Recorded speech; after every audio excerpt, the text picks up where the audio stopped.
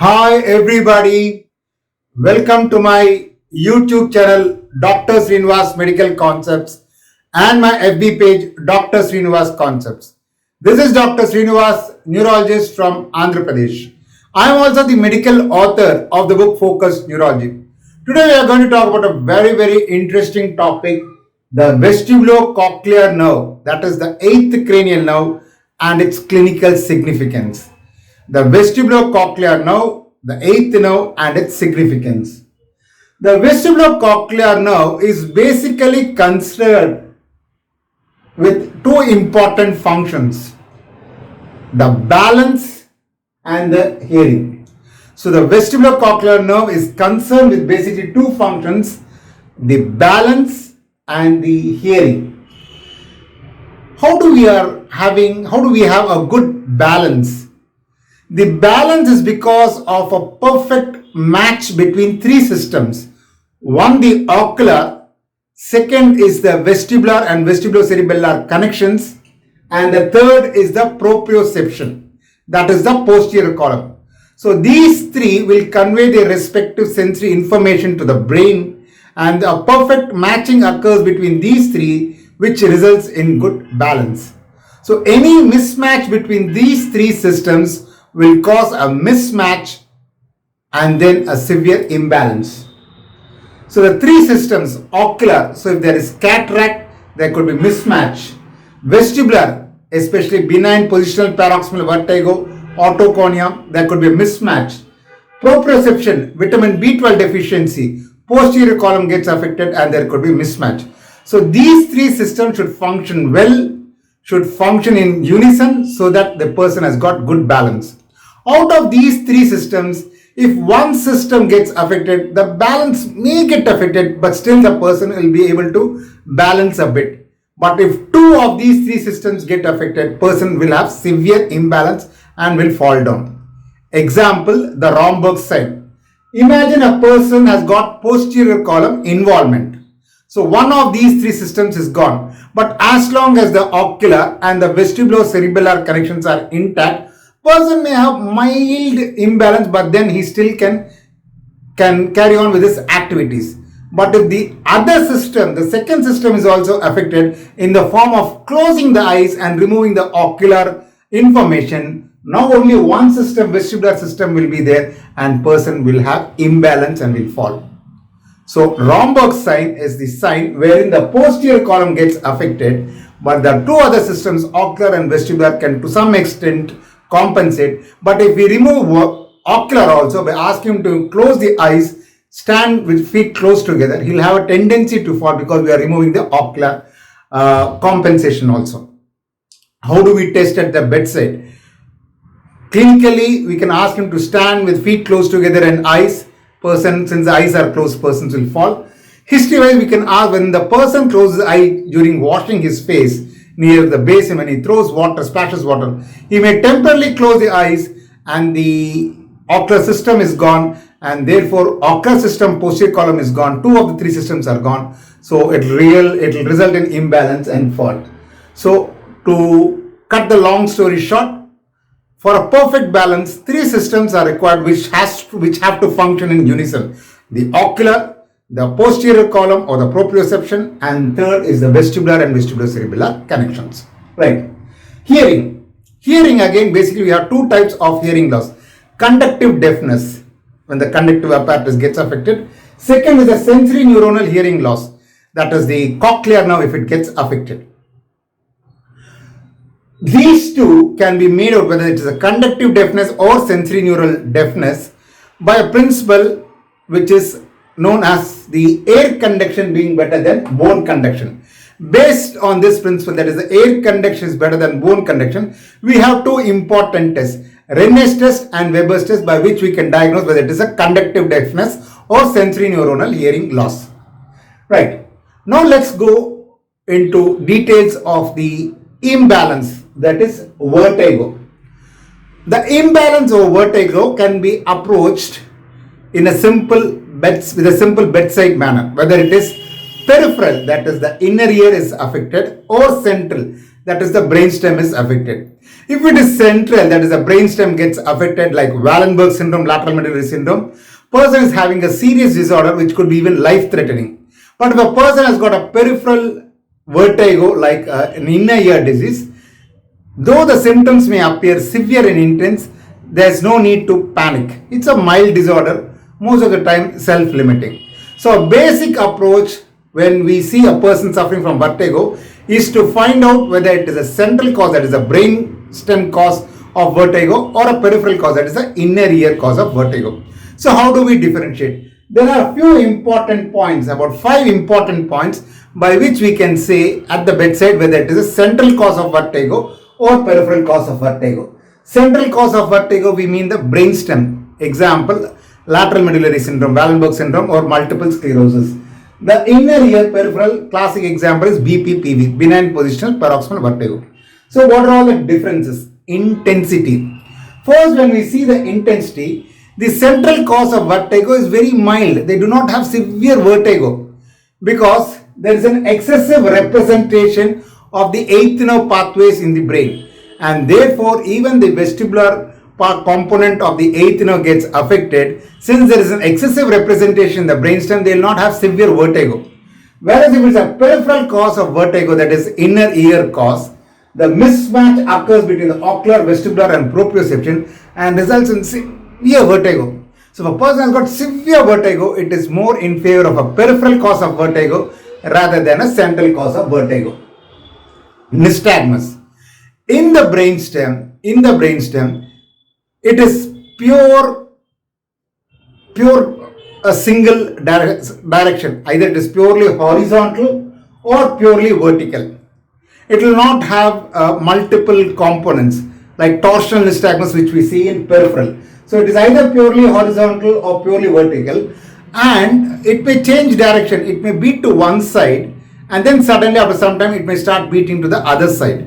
So we call it as a bidirection. It may beat on both sides. Whereas if it is a peripheral cause of vertigo, it is never purely horizontal or vertical, because all the 3 components, the posterior semicircular canal and the other 2 semicircular canals, also cause for the vector of the nystagmus, and therefore it is a torsional type of nystagmus. The details of the torsional nystagmus I will tell in few minutes. So it is torsional type of nystagmus and it is unidirectional, only on one side. For example, if the vestibulocochlear nerve is stimulated with warm water or by turning the head to the right side, the eyes will go to the left side because of the PPRF on the opposite side. Frontal eye fields will push the eyes to the same side as that of the stimulation. So we call that as COWS, cold opposite, warm same.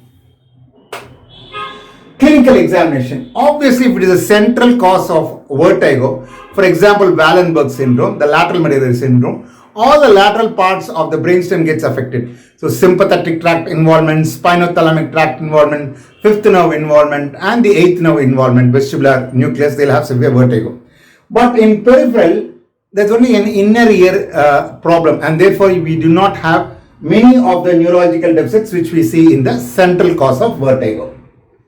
Visual suppression. Visual fixation doesn't suppress the central cause of vertigo, whereas visual fixation suppresses the peripheral cause of vertigo.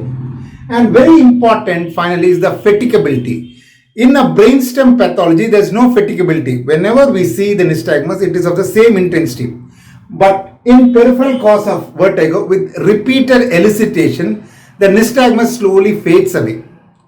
It becomes fatigable. What is the reason for fatigability? When we try to use manuals to elicit it again and again, there is the dispersion of calcium carbonate crystals.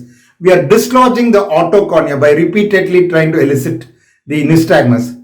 So when we dislodge the calcium carbonate crystals, patient becomes alright. So there is fatigability of nystagmus in a peripheral cause of vertigo, whereas there is no fatigability of a central cause of vertigo. So vertigo, basically there are 2 types: central cause, that is brainstem, like Wallenberg syndrome or multiple sclerosis, or peripheral cause of vertigo.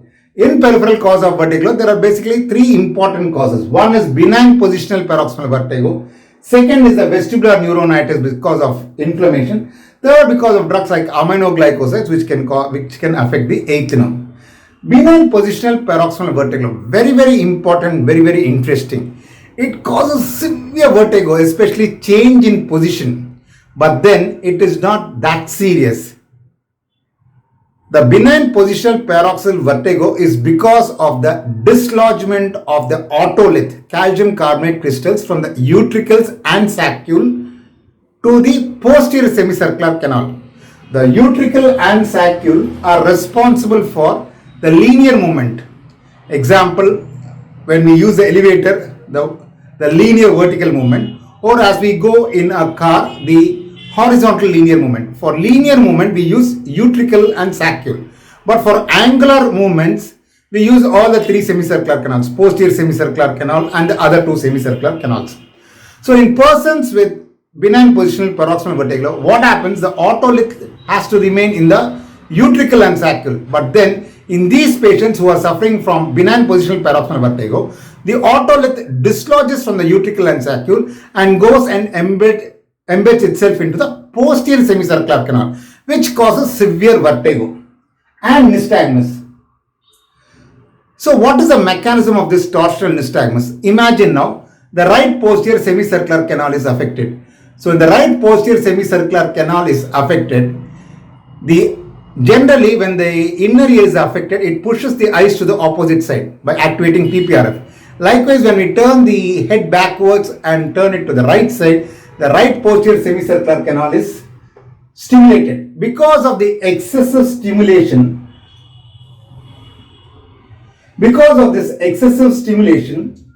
the ipsilateral superior rectus and superior oblique are activated. On the opposite side, inferior rectus and inferior oblique are activated. So when I bend my head backwards and turn it to the right side, the posterior semicircular canal on the right side is stimulated excessively. So on the ipsilateral side, same side, superior rectus and superior oblique are stimulated.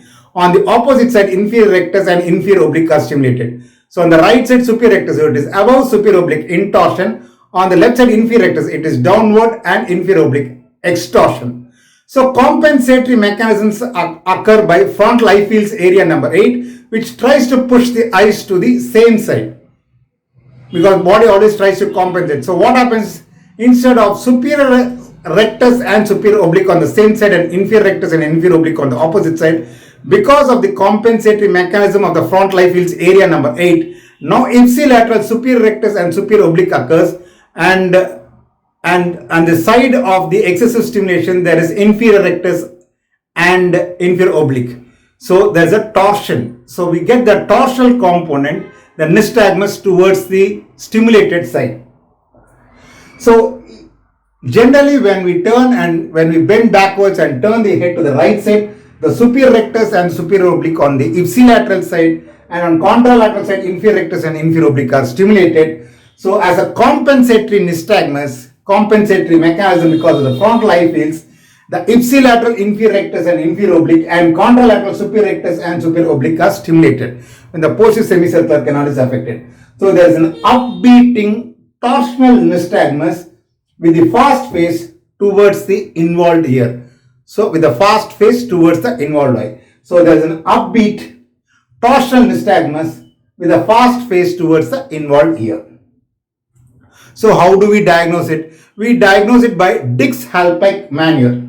So when we do the Dix-Hallpike maneuver, turn the head backwards and put it to the right side, we are actually depositing the calcium carbonate crystals or the autochondria from the utricle and saccule to the posterior semicircular canal. So there is severe nystagmus. We are trying to induce nystagmus. We are trying to induce the nystagmus by putting the otolith from the utricle and saccule to the posterior semicircular canal, simulating the BPPV. So Dix-Hallpike maneuver, we are actually trying to stimulate the posterior semicircular canal with excessive stimulation, and therefore it produces nystagmus. This is known as Dix-Hallpike maneuver. The treatment is Epley's maneuver, modified Epley's maneuver. By now turning the head again to the opposite side, we are trying to disperse the calcium carbonate crystals. So Dix-Hallpike maneuver, by doing Dix-Hallpike maneuver, we are depositing the calcium carbonate crystals in the posterior semicircular canal from the utricle and saccule. By doing Epley's maneuver, which is a form of treatment, we are trying to disperse the calcium carbonate crystals from the posterior semicircular canal back to the utricle and saccule. So everything is because of the autoconia, the calcium carbonate crystals, which are supposed to be in utricle and saccule, but then they travel to the posterior semicircular canal, which causes severe vertigo and nystagmus. So this is the commonest cause of vertigo, BPPV. So we should ask him not to change his position excessively so as to stimulate the posterior semicircular canal.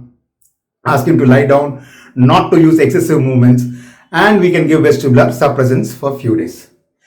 Nothing much to worry, it is not a serious condition. The other two disorders are vestibular neuronitis because of inflammation or drugs like aminoglycosides which can cause bilateral vestibulopathy.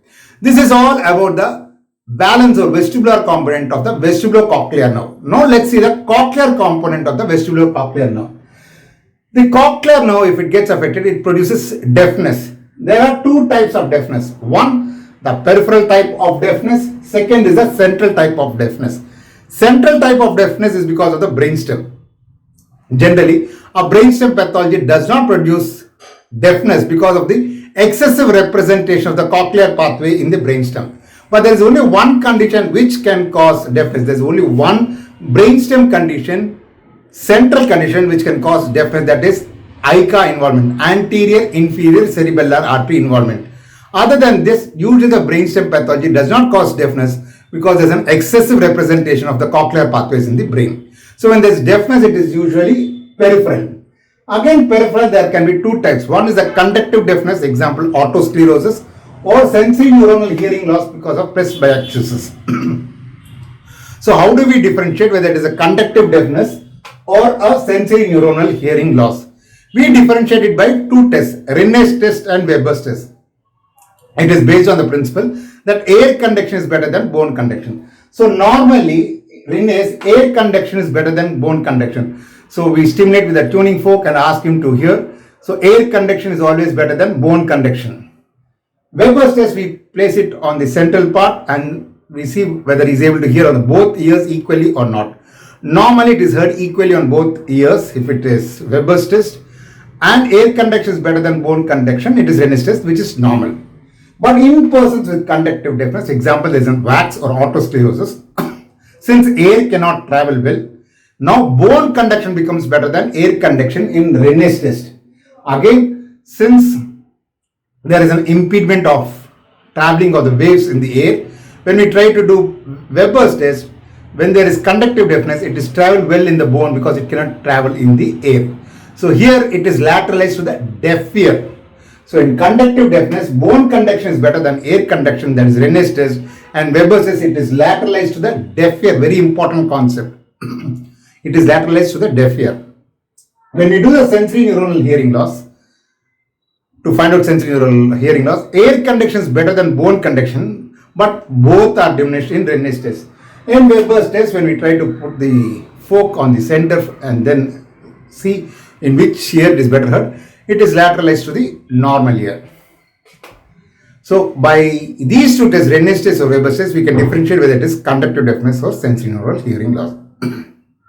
So vestibular cochlear nerve, as the name suggests, it is concerned with two components, vestibular component for balance and cochlear component for hearing. If we know all these concepts, we can approach a person who's got an eighth nerve disorder confidently. I hope you have understood and enjoyed listening to my lecture. If you have any suggestions or comments, kindly post on to my YouTube channel. But please like and subscribe my YouTube channel, Dr. Srinivas Medical Concepts, and my FB page, Dr. Srinivas Concepts. Thank you. Bye.